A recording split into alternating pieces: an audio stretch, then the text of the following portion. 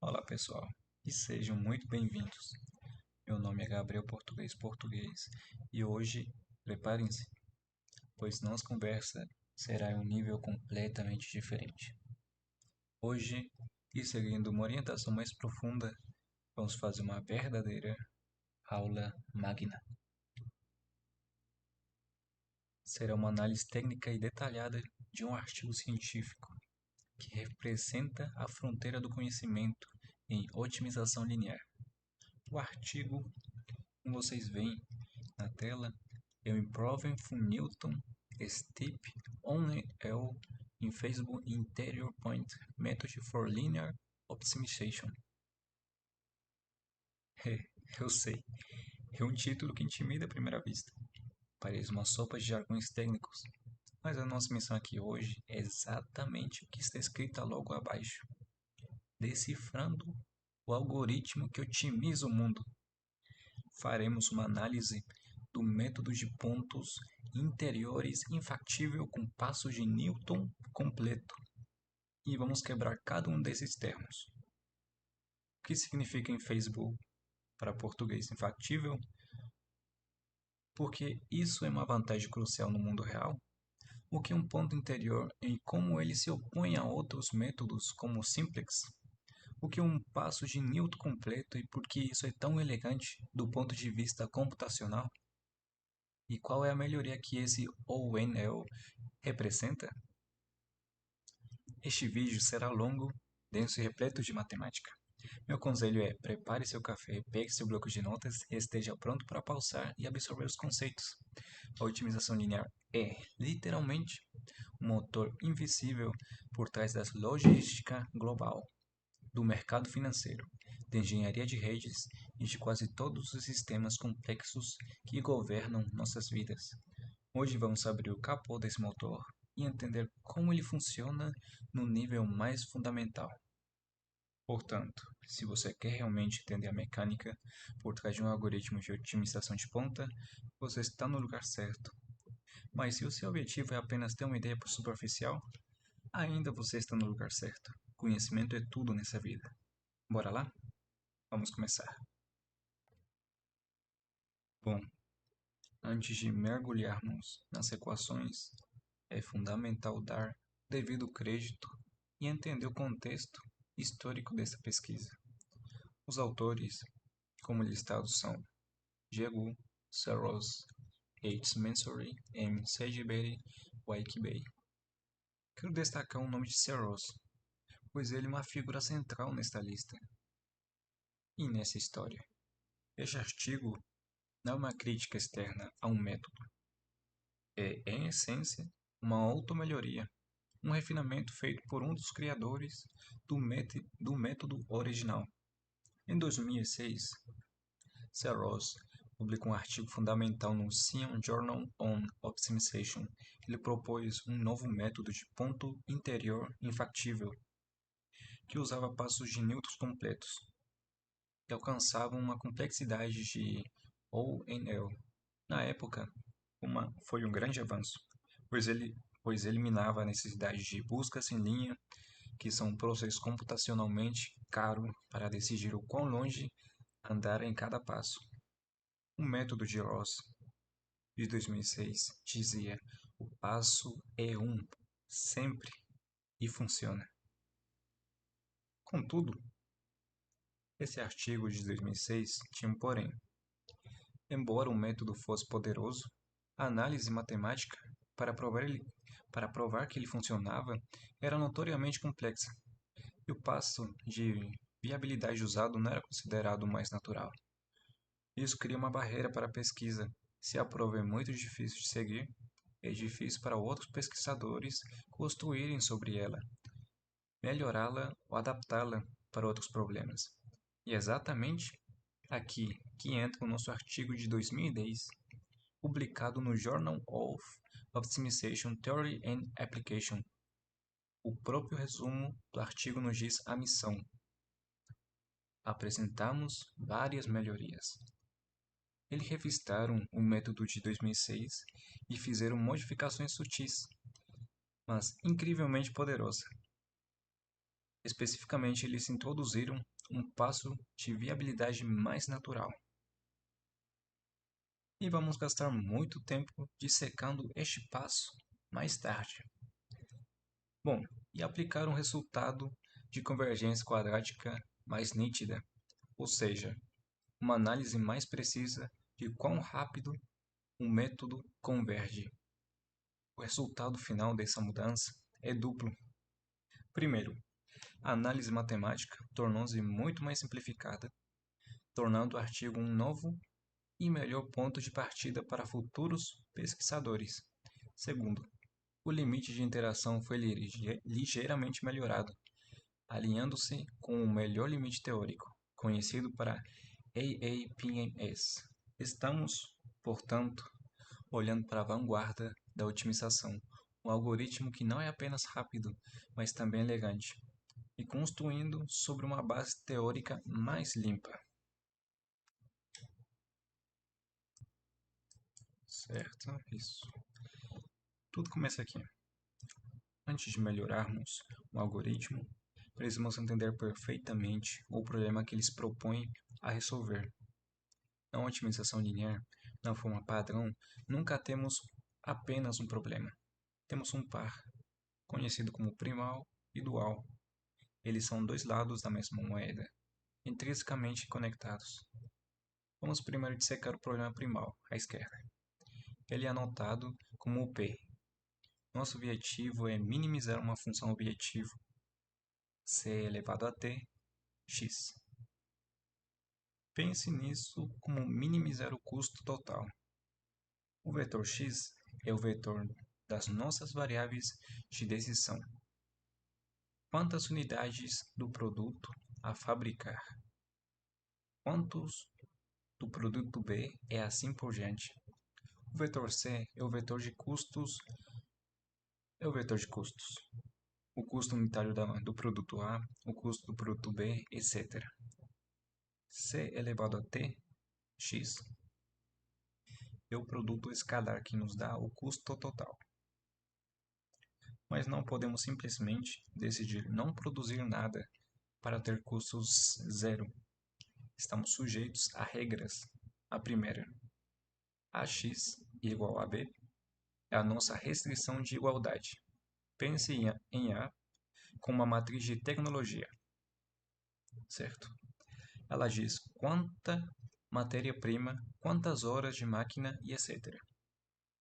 são necessárias para cada unidade de X. O vetor B é o vetor de recursos disponíveis ou demandas a serem atendidas. Temos 100 kg de aço, 40 horas de mão de obra. Esta equação garante que nossas decisões batam como nossos recursos. A segunda restrição é x maior ou igual a zero. É a simples, mas crucial.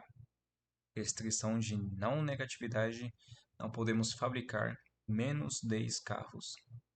Negativos, né? Tipo, menos 10.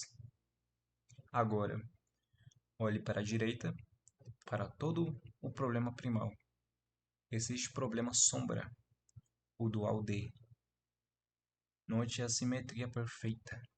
O primal minimiza o dual, maximiza o que era a restrição de recursos B.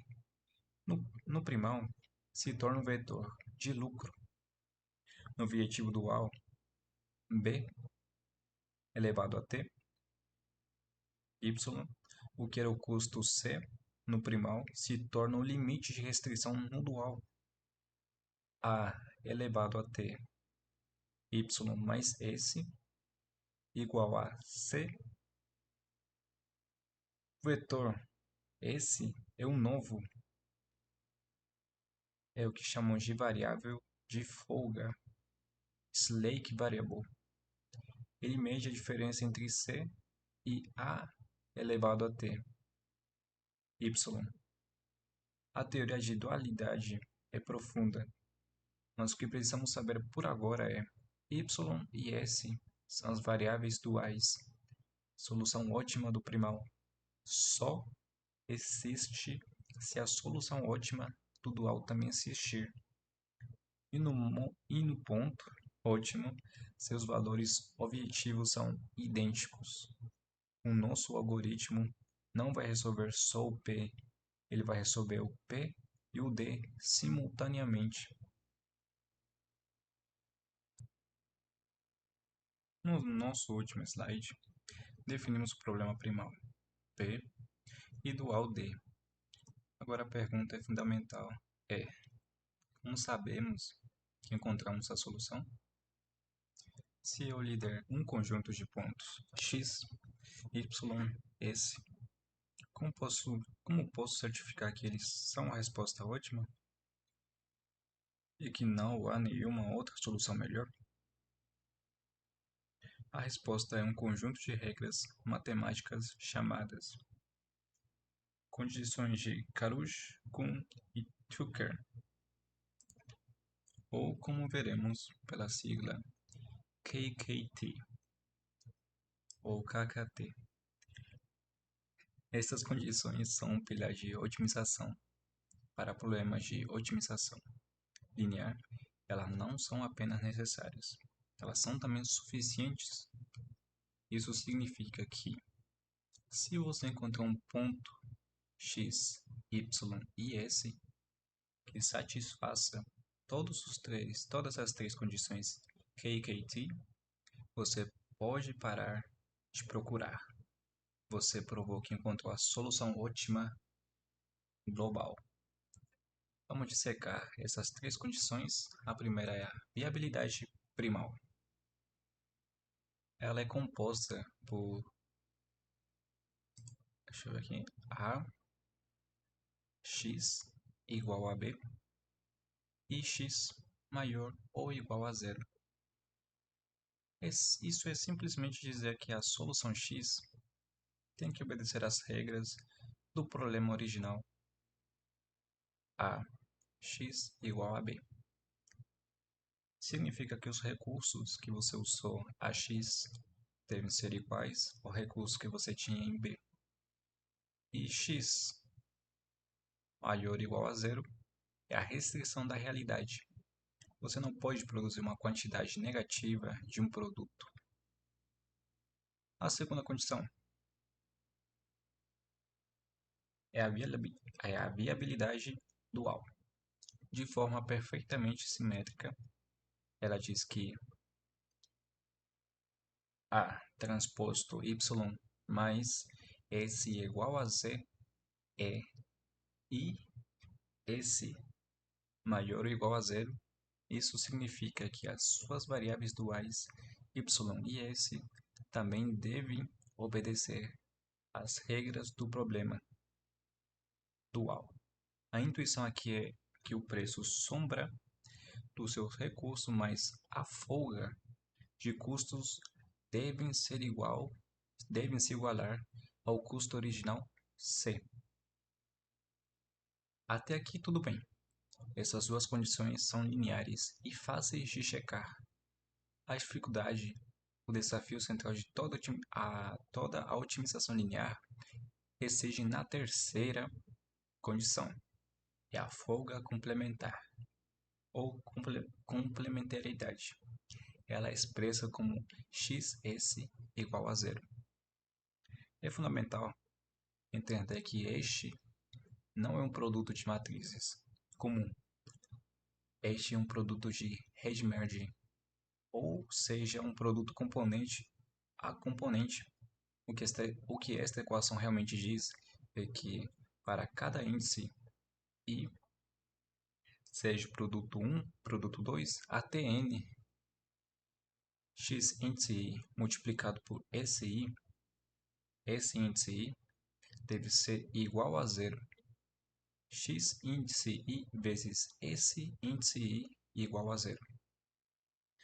Vamos parar para pensar na intuição poderosa por trás disso. X índice I é a quantidade que produzimos do item índice. Se índice I é a folga da restrição dual associada, que pode ser interpretada como custos de oportunidade ou quanto sobra daquele recurso, a condição x índice I vezes esse índice I igual a zero nos força a uma escolha econômica. Ela diz que para qualquer item índice I, se você está produzindo aquele item, ou seja, se x índice I é maior que zero, então para a equação ser verdadeira, esse índice I deve ser zero. Esse índice I igual a zero, isso significa que o recurso associado está ativo, caro, sendo usado até o limite, sem folga. Por outro lado, se o recurso tem folga, ou seja, se esse índice I é maior que zero, o que significa que ele está barato ou sobrando. Então, para a equação ser verdadeira, x índice I deve ser zero.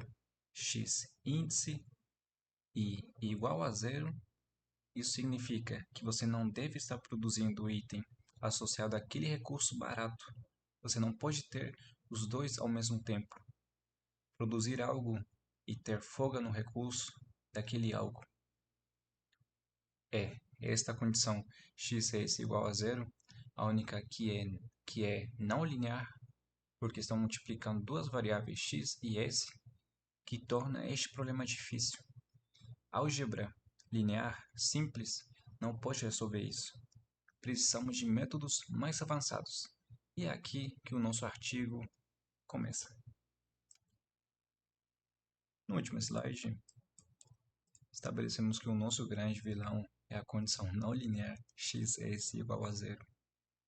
Métodos clássicos como o simplex atacam esse problema pulando de vértice em vértice da região viável, onde essa condição é satisfeita, mas os métodos de ponto interior ou APNS, que são o foco do nosso artigo, têm uma abordagem dramática, diferente e, para muitos problemas, muito mais eficiente.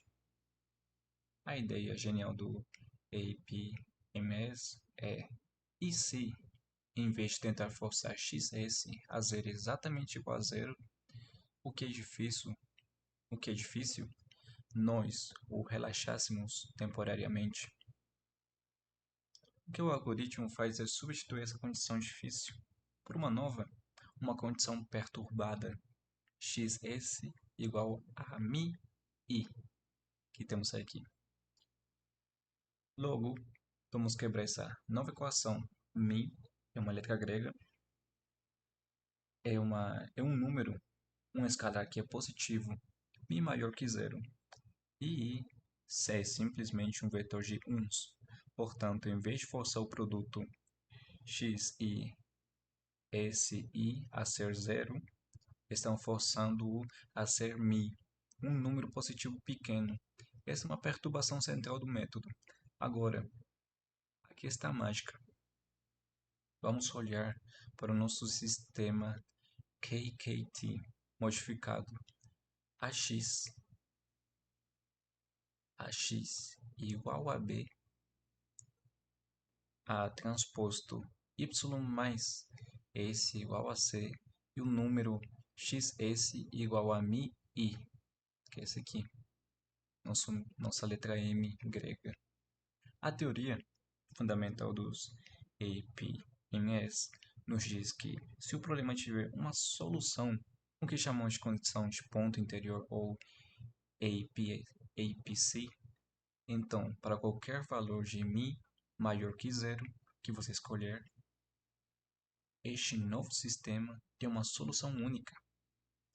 Essa solução única é chamada de mi-centro. Ela é o ponto x de mi, y de mi, s de mi, que satisfaz perfeitamente as regras para aquele mi específico. O que acontece se imaginarmos todos os mi-centros possíveis? O ponto para mi igual a 10, o ponto para mi igual a 1, mi igual a 0,1, é assim por diante? Acontece que esses pontos não estão espalhados aleatoriamente. Eles formam um caminho uma curva suave e contínua que flutua por dentro da região viável. Esta curva é a famosa caminho central path, o nosso caminho central. O inglês central path. Este caminho é interior. Por quê? Para mim, maior que zero, a equação x s igual a mi nos força a ter x maior que zero e s maior que zero. Nunca tocamos as paredes, onde as variáveis são zero, até o final. E o que acontece no final? Conforme mi tende a zero, o centro mi. E o x de mi se move ao longo dessa curva e converge para o ponto x asterisco, que é a solução ótima que satisfaz a nossa condição original, xs igual a zero. O fim do caminho é o nosso tesouro. Portanto, a estratégia do algoritmo muda completamente. Não estamos mais caçando vértices, estamos surfando esse caminho. O algoritmo começa em um Mi grande, encontra o ponto no caminho e então interativamente reduz Mi. Por exemplo, Mi novo igual a 0,1 vezes Mi antigo e dá um passo em direção a um novo Mi centro. É um novo método de seguir o caminho, e incrivelmente elegante. Temos um plano, surfar o caminho central, mas na prática, em um computador, nunca estamos perfeitamente em cima do caminho. Nossos cálculos nos deixaram sempre um pouquinho fora, um pouquinho desviados. Precisamos de uma forma de medir o quão longe estamos do caminho ideal. Se vamos surfar essa curva, precisamos de um GPS. Precisamos de um painel de controle que nos diga a qualquer momento: ei, você está perto do Mi centro ideal. Pode continuar. Ou cuidado, você desviou muito. Corrija a sua rota. Essa métrica, esse GPS, é a medida de proximidade delta. Aqui o nosso delta. Vamos olhar a fórmula com muita calma, pois ela é o coração do controle do algoritmo. A fórmula do artigo define delta da seguinte forma: delta de x, Smi é igual a meio vezes a norma, que é uma forma de medir o comprimento de um vetor, do vetor v, menos o seu inverso, v inverso. Delta I igual a meio vezes a norma de v menos v inverso. Mas o que é esse vetor v? O artigo também o define. O setor v é a raiz quadrada, o componente a componente do nosso xs, dividido por mi. V é igual a raiz quadrada de x, esse dividido por mi. Vamos fazer um teste de sanidade para entender essa fórmula. O que acontece se estivermos perfeitamente no mi centro? Se estivermos perfeitamente no caminho, então, por definição, xs é exatamente igual a mi, né? Certo? Vamos substituir isso na fórmula de v. V se torna a raiz quadrada de mi. Isso se torna a raiz quadrada de mi e dividido por mi. O mi corta e sobra a raiz quadrada de i, o vetor de uns.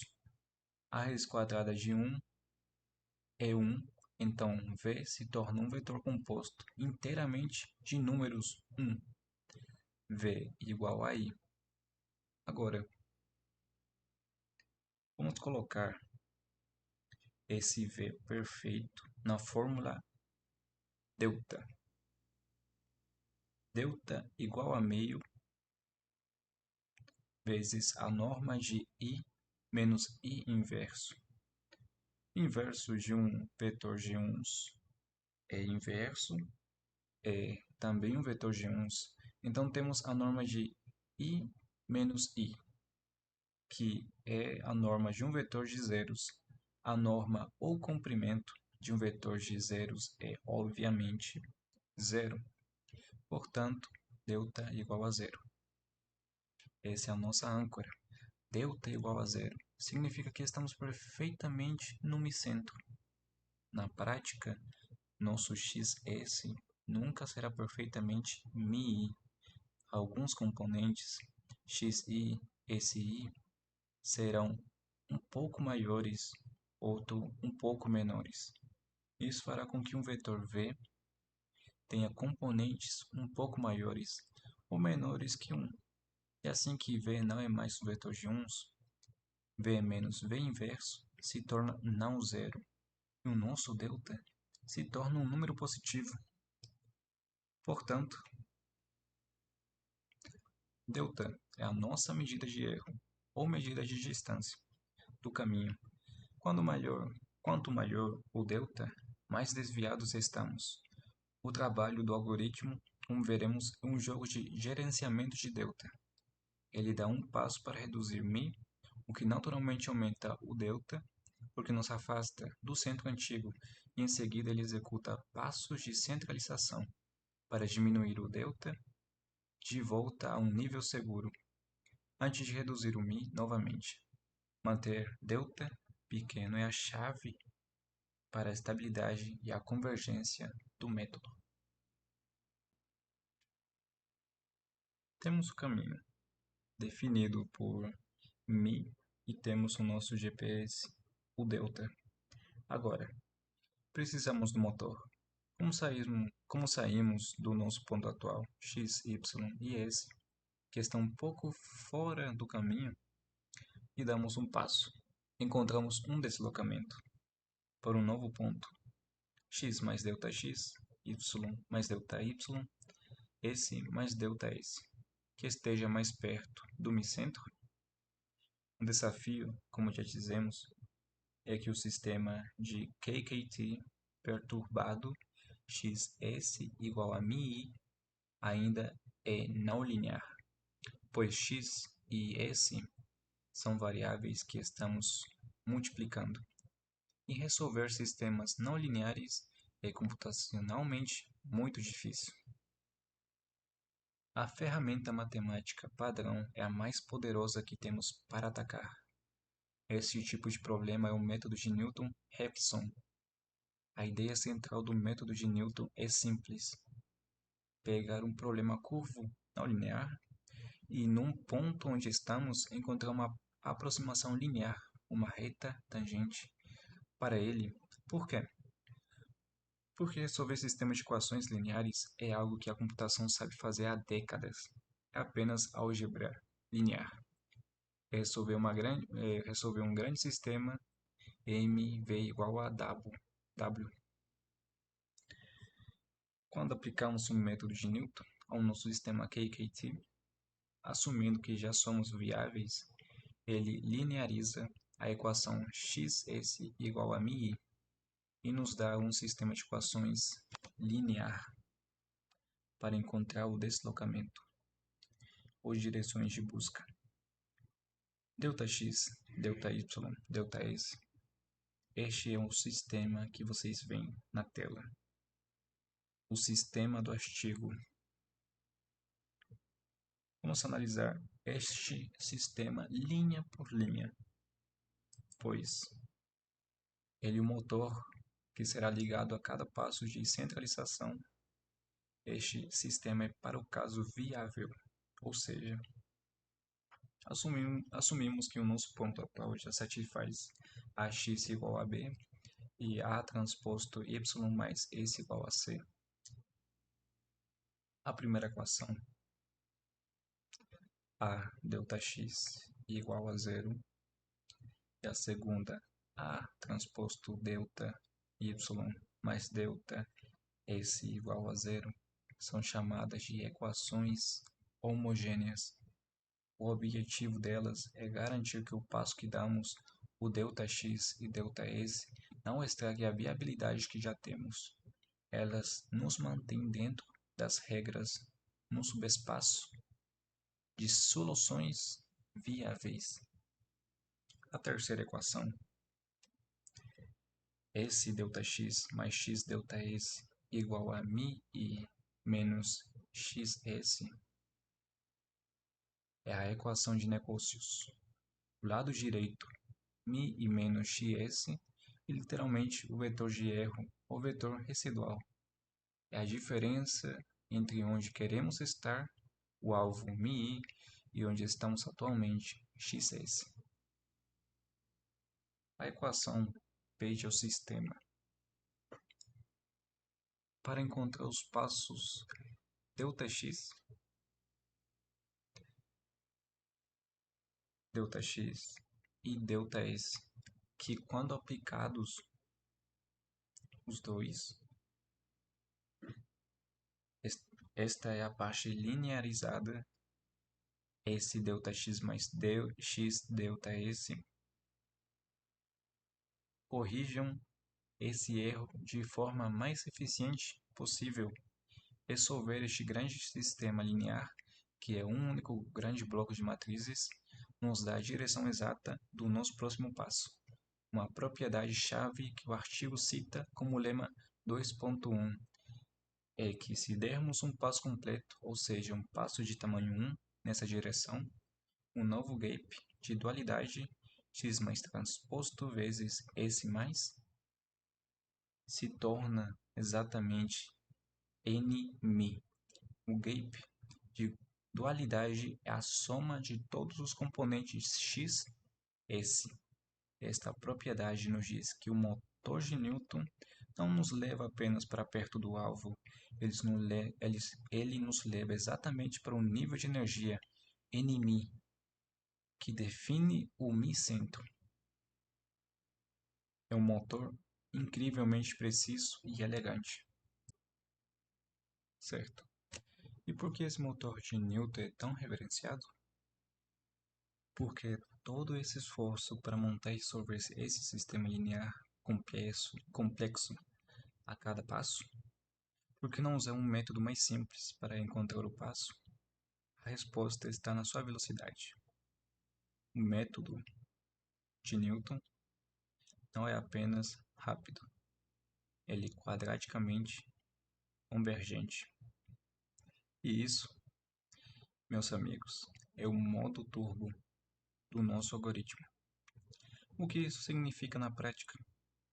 O artigo cita um resultado, Teorema 2.1, e o mais importante, o Corolário 2.1, que é a garantia de eficiência de todo o método. Ele nos diz o seguinte: se o nosso GPS, o delta, já for pequeno o suficiente, ou seja, se já estivermos na vizinhança do caminho central, algo mágico acontece. A condição é, se o nosso delta atual for menos ou igual a 1 sobre 4 raiz de 2, que é aproximadamente 0,177, então o delta do próximo ponto, delta novo, será menor ou igual ao delta antigo quadrado. A fórmula é delta novo menor ou igual a delta antigo ao quadrado.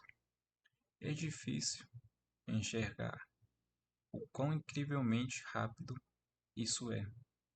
Vamos colocar em números práticos, como vocês veem no slide, para o que acontece quando estamos nessa zona turbo. Digamos que nossa distância do caminho, delta, seja 0,1, o que é menor que 0,177, então a regra se aplica. Damos um passo de Newton. A nossa distância Delta novo será, no máximo, 0,1 ao quadrado, que é 0,01 em um único passo. Nós ganhamos uma casa decimal de precisão. Agora, estamos em 0,01, damos mais um passo de Newton.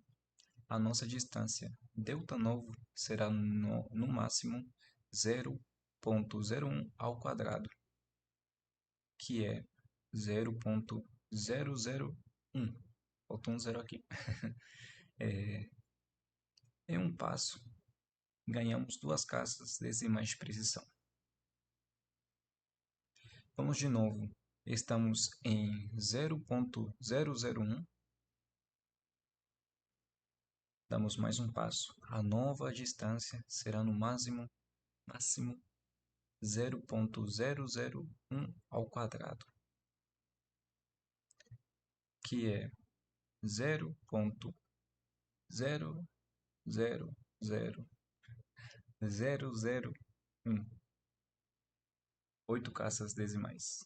1, 2, 3, 4, 5, 6, 7 e 8. Isso mesmo. Aí, em um único passo, ganhamos 4 casas decimais de precisão. Isso é, convergência quadrática. O número de casas decimais corretas dobra cada interação. É por isso que no algoritmo, esses passos são chamados de passos de centralização, centering steps. Uma vez que estamos na vizinhança do caminho, o algoritmo usa alguns muito poucos, como 3, 4 ou 5, desses passos turbo para se grudar no micento. Com uma precisão astronômica, esta propriedade é a chave para a eficiência de todos os métodos de ponto interior. O número de casas decimais corretas dobra cada passo. Lembre disso, tá bom? Então, nesse slide a gente viu o turbo convergência quadrática. E aqui, o nosso delta ainda continua sendo o nosso ponto, o nosso GPS. Não esqueçam disso, tá?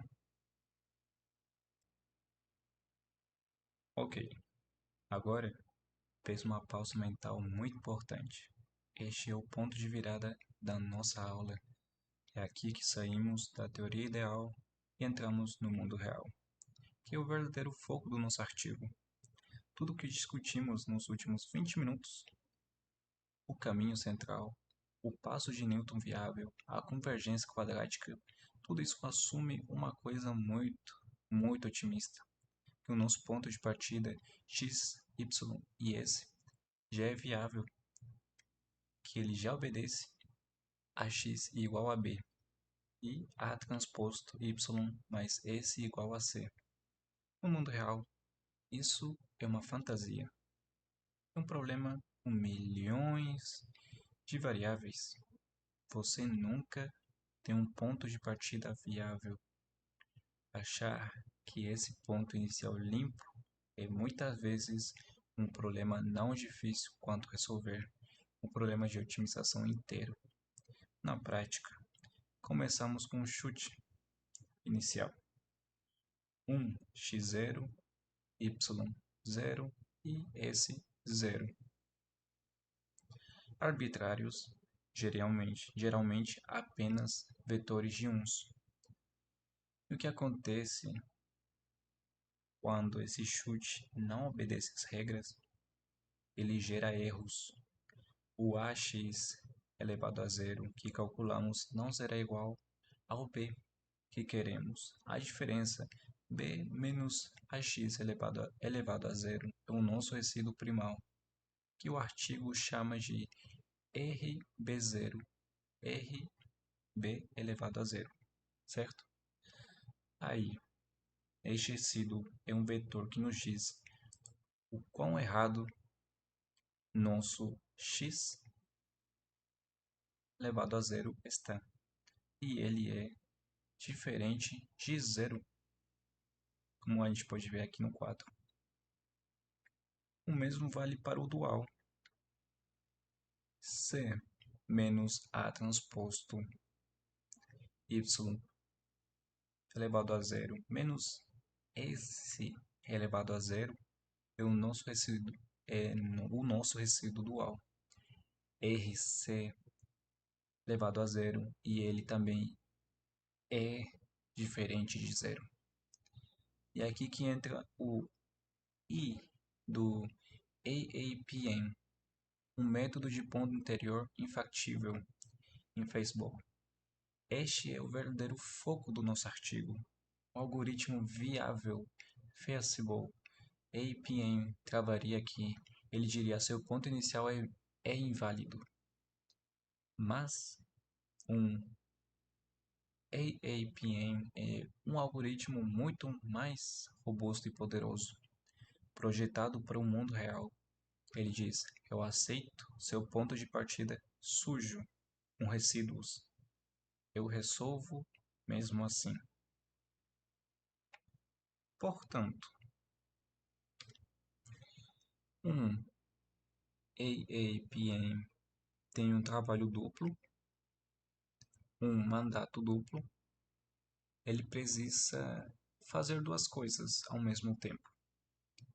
Em cada interação, primeiro, ele precisa atingir a otimalidade, ou seja, surfar o caminho central e reduzir o Mi para zero. Segundo, ele precisa atingir a viabilidade, ou seja, reduzir esses resíduos RB e RC para zero.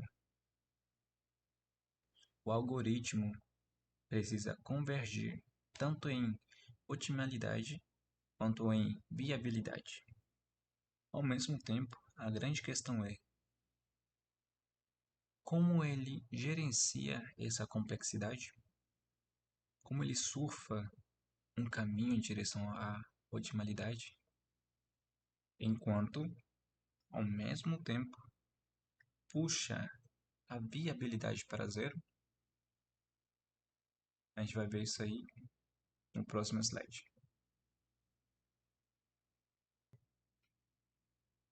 Certo. A solução para esse duplo desafio, otimalidade e viabilidade, é novamente uma ideia matemática incrivelmente genial. Em vez de tentar resolver o problema original sujo, vamos criar uma nova família de problemas limpos que podemos resolver. São os problemas perturbados, detonados como PNU e DNU, como a gente pode ver aqui nos dois lados, né? PNU e DNU. Olhem com atenção o que o algoritmo faz. Ele pega aqueles vetores de erro iniciais RB0 e RC0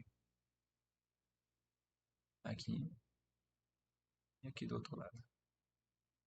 Isso, aqui e aqui. E RC0, que medem o quão infactível é o nosso ponto de partida e os inserem dentro da definição do problema. O lado direito do primal não é mais B, agora é B num, B menos num, RB0. Certo? E o lado esquerdo do dual não é mais C, agora é C. Ah não, é lado direito. Menos C. C menos ni C menos nu RC0. O que é esse nu? É uma nova letra grega, ni, na verdade, né? É um novo parâmetro, um botão deslizante que vamos controlar e ele começará em 1 e terminará em 0. Por quê? a gente faria isso, né? Pense no ponto de partida. O algoritmo começa sentado ni, que agora a gente vai falar do nu para o ni, né? Ni igual a 1. Agora vamos fazer uma verificação. O nosso ponto de partida, x elevado a zero, é viável para esse novo problema? Vamos testar. A nova regra de viabilidade é ax igual a b menos 1 vezes RB0, certo? Como a gente pode ver aqui do lado esquerdo. Deixa eu ver aqui. Aqui. Agora vamos substituir o RB0 pela sua definição original, que era b menos ax0. A equação fica ax igual a b menos ax0. Isso simplifica para ax igual a b menos b mais ax0, ou seja, ax igual a x elevado a zero. Esta equação ax igual a x0 é trivialmente satisfeita pelo nosso ponto de partida, x igual a x0. É uma tautologia, ax elevado a zero igual a x elevado a zero. O mesmo vale para o dual. Isso é absolutamente genial.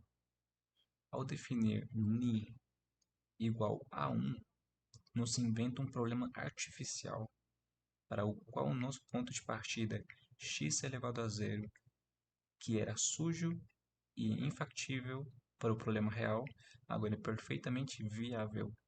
Acabamos de limpar o nosso ponto de partida, o que nos permite usar toda a teoria de caminho central que já desenvolvemos. Agora, temos um plano claro. O algoritmo que começa ni igual a 1, onde estamos confortavelmente viáveis, e começa a girar o botão de ni, reduzindo-o lentamente em direção a zero, ni tende a zero. Conforme ni diminui os termos de erro, ni r b0, que é b elevado a zero, e ni r c elevado a zero, também diminuem.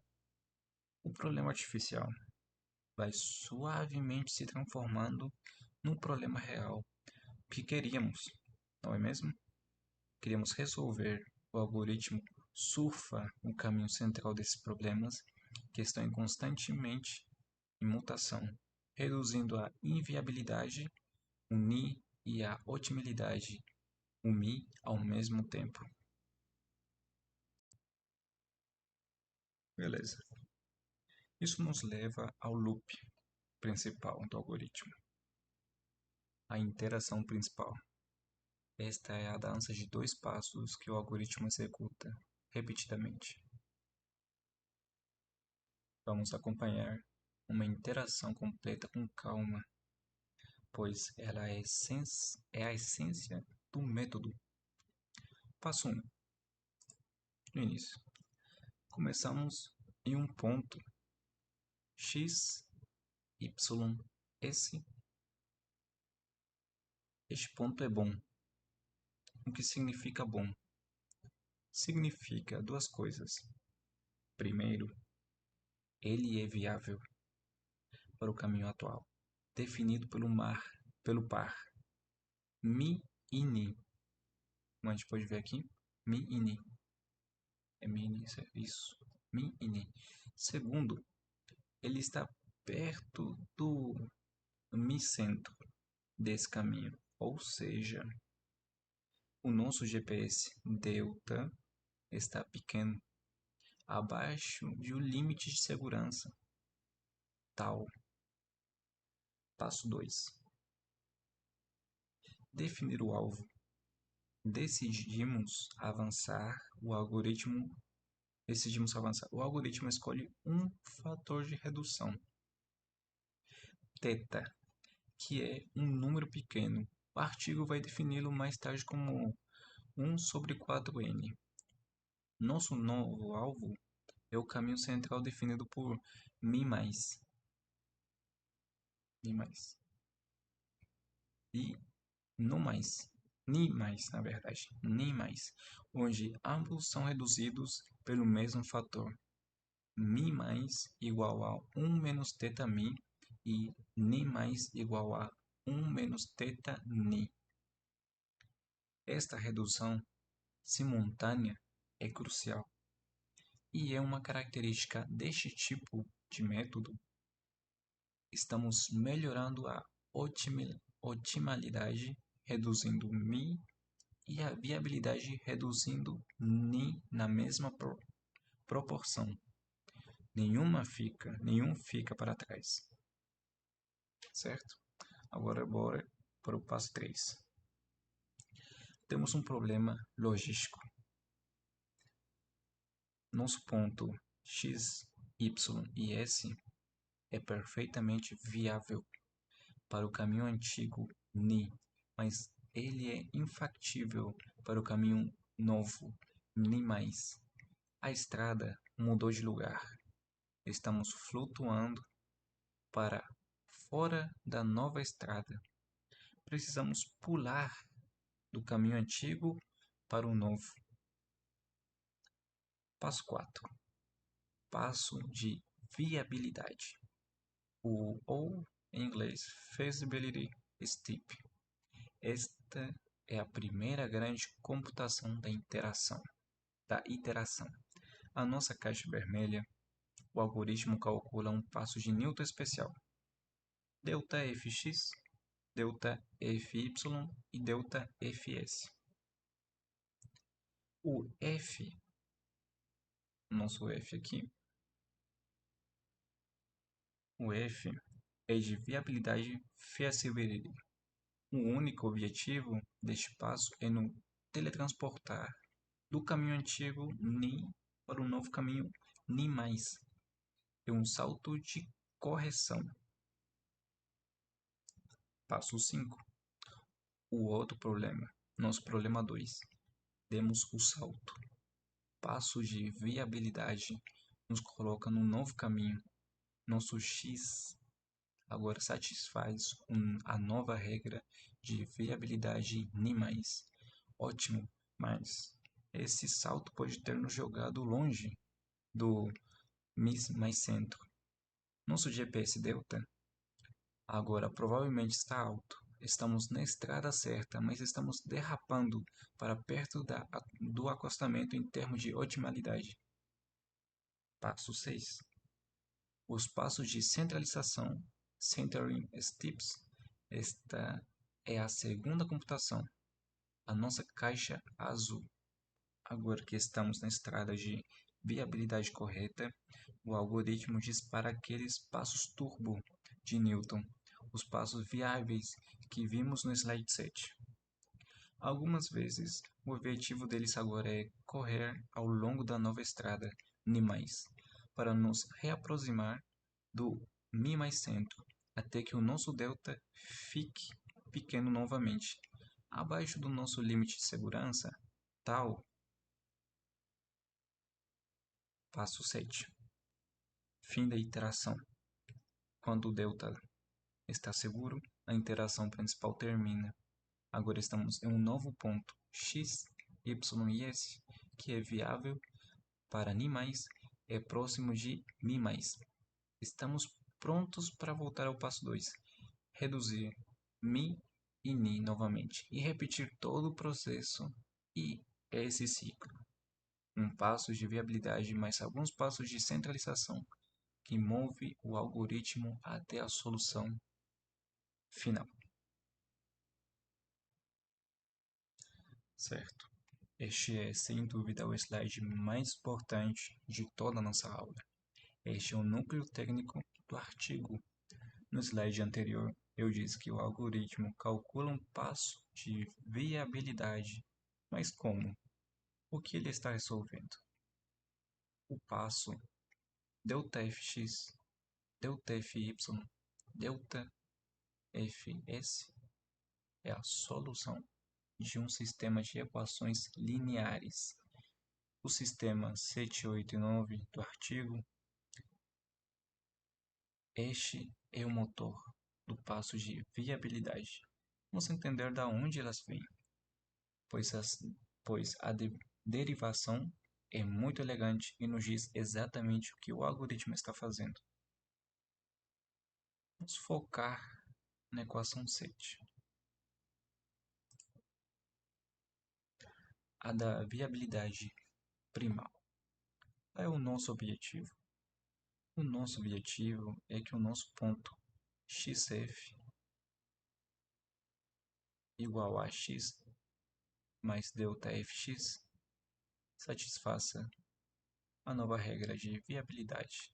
A nova regra é ax f igual a b menos ni mais rbzero, certo? Vamos substituir o x f a x vezes x mais delta f, x igual a b menos ni mais rb0. Pela distributiva temos ax mais a delta f x igual a b menos ni mais rb0. Vamos isolar a delta fx. Queremos encontrar, né? Que queremos encontrar o a delta fx. A delta fx igual a b menos ax menos ni mais rb0. Agora olhe para o termo b menos ax. O que é isso? Nós sabemos como nosso ponto x era viável para o caminho antigo ni. Nós sabemos que b menos ax é exatamente igual a ni rb0, o nosso erro antigo. Então vamos substituir isso na equação. A delta fx igual a ni rb0 menos ni mais rb0. Agora, sabemos que ni mais igual a 1 menos θ ni. Substituímos de novo a delta fx igual a ni rb0 menos 1 menos θ ni rb0. Colocando ni rb0 em evidência, temos 1 menos 1 θ. Os 1's se cancelam e sobra apenas θ. E aí está a delta f x igual a θ ni rb0. Esta é a equação 7. O mesmo raciocínio exato aplicado ao dual nos dá a equação 8. A delta t, delta a transposto delta fy mais delta f é igual a θ ni rc0.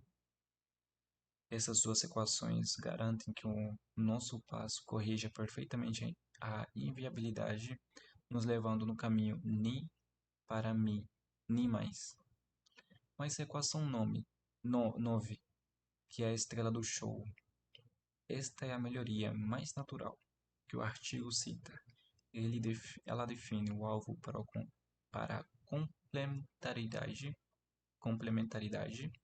Ela é a linearização do estilo de Newton da equação xf/sf igual a μ mais i. Olhe para o lado direito. 1 menos 1 θ μ i menos x s. O que é 1 menos θ μ? É exatamente o nosso mi mais o nosso alvo. Isso pode parecer óbvio. Claro que você deve mirar no alvo, mas isso é uma grande coisa. Métodos anteriores, incluindo o de Rosa de 2006, não faziam isso. Eles miravam em alvos diferentes, como Mi antigo ou simplesmente no XS atual. Este artigo diz: vamos parar de usar as aproximações. O alvo é Mi cento, Mi mais cento. Então vamos linearizar a equação para mirar diretamente o Mi mais cento. É essa mudança, essa escolha de alvo mais natural e mais precisa, que simplifica toda a análise de complexidade e torna o método mais robusto e eficiente. Agora, podemos montar o algoritmo formal. Como descrito no artigo, a cada interação principal, o ciclo de trabalho é este. E agora podemos colocar os números exatos que o artigo usa. Passo 1.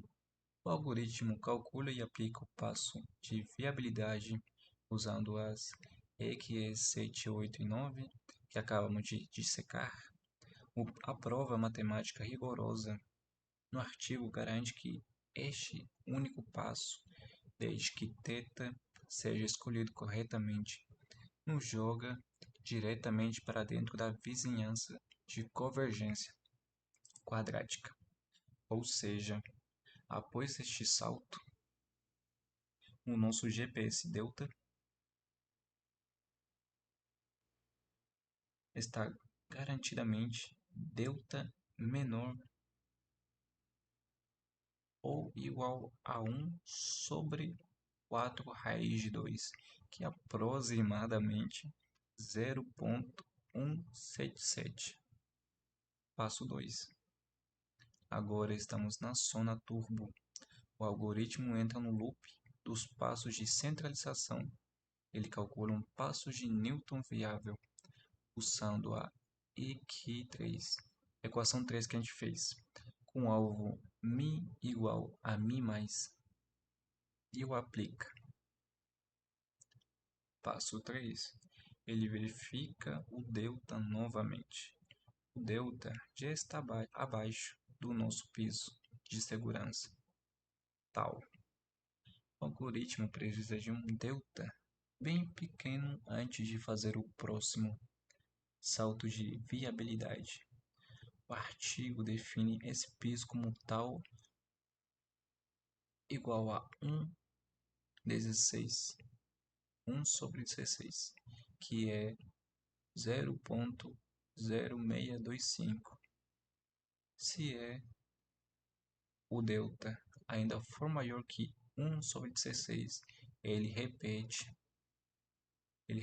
o passo 2, o passo de centralização. Passo 4. Quantas vezes ele precisa repetir? Aqui está a beleza da convergência quadrática. O cálculo no artigo nos dá a fórmula exata para o número de passos de centralização K. A fórmula é K menor ou igual a 2 mais teto de log na base 2 de log na base 2 de 1 sobre tal. Isso parece assustador, mas vamos calcular para o tal que o artigo escolheu. Se tal 1 sobre 16 e tal 1 sobre tal é 16, o log na base 2 de 16 é 4, porque é 2 elevado a 4 de 16. O log na base 2 desse resultado 4 é 2, porque 2 elevado a 2 é 4. Então a fórmula fica K menor ou igual a 2 mais 2, que é 4. Esta é uma garantia poderosa. O número de passos de centralização necessários em cada interação principal é, no máximo, 4. Este número não depende do tamanho do problema, de n ou m, em uma constante pequena. Isso é fantástico. Portanto, o trabalho total de cada interação principal do algoritmo é fixo. e previsível consiste em exatamente um passo de viabilidade para pular para um novo caminho e no máximo 4 passos de centralização para se centrar num novo caminho. Isso dá um total de no máximo 5 soluções de sistema linear, 5 cálculos de passo Newton por interação principal. Com isso, estamos prontos para a análise final. Quanto tempo leva o algoritmo inteiro? Quantas iterações principais nós precisamos fazer? E aqui chegamos ao payoff, o grande resultado principal do artigo. Porque fizemos toda essa matemática, porque passamos por todo esse rigor. Para provar isso, o teorema 4.1 é a garantia de performance do algoritmo, o seu limite de interação, a prova de que ele é eficiente. O algoritmo, para quando o nosso erro total é a menor que uma precisão desejada, epsilon, que pode ser, digamos, 10 elevado a menos 8. O erro aqui são os nossos resíduos, RB, RC, e o nosso gap da dualidade, X transposto S. Lembre-se, a cada iteração principal, nós reduzimos os erros e o gap por um fator de 1 menos θ. O quão rápido o erro diminui depende do tamanho do θ. Se θ for grande, diminuímos rápido, mas o passo é instável. Se θ for pequeno, diminuímos devagar, mas o passo é seguro. O artigo faz uma escolha cuidadosa e conservadora, baseada na análise de θ igual a 1 sobre 4n. O n aqui é um número de variáveis. Agora, vamos juntar tudo, um número total de iterações principais que precisamos é da 1 e da ordem de 1 θ sobre de e da ordem de 1 θ de 1 sobre θ vezes um termo de logaritmo. Se θ é igual a 1 sobre 4n, então 1 sobre θ é da ordem de 4n. E quanto custa cada iteração principal? Vimos no slide anterior, custa no máximo 5 passos de Newton, 1 de viabilidade mais 4 de centralização. Então, o número total de passos de Newton no algoritmo inteiro é número de iterações principais vezes custo por iteração. Isso é 4n vezes 5, o que dá 20n. E daí que vem o 20n log de, na fórmula do teorema 4.1, o número total de passos de Newton é limitado por 20. 20n vezes um termo de logaritmo. Vamos quebrar o que isso significa, pois é a parte mais importante. O termo 20n nos diz que a complexidade cresce linearmente com um número de variáveis n. Se você dobrar um número de variáveis do seu problema de 1 milhão para 2 milhões, o tempo de solução no pior do caso dobra. Isso é considerado excelente em ciência da computação. Muitos algoritmos crescem de forma quadrática, n ao quadrado, ou cúbica, n ao cubo, o que é muito, muito pior. Agora a parte log de este logaritmo é o que chamamos de L na análise de complexidade. O L representa o algoritmo de nossas condições iniciais, o tamanho dos nossos erros iniciais, máximo de dividido pela nossa precisão final de epsilon. O fato de epsilon estar dentro de um algoritmo é o que torna este um algoritmo de tempo polinomial. Pense nisso. Se você quiser 1 milhão de vezes mais precisão, um epsilon muito menor, o algoritmo não vai levar 1 milhão de vezes mais tempo.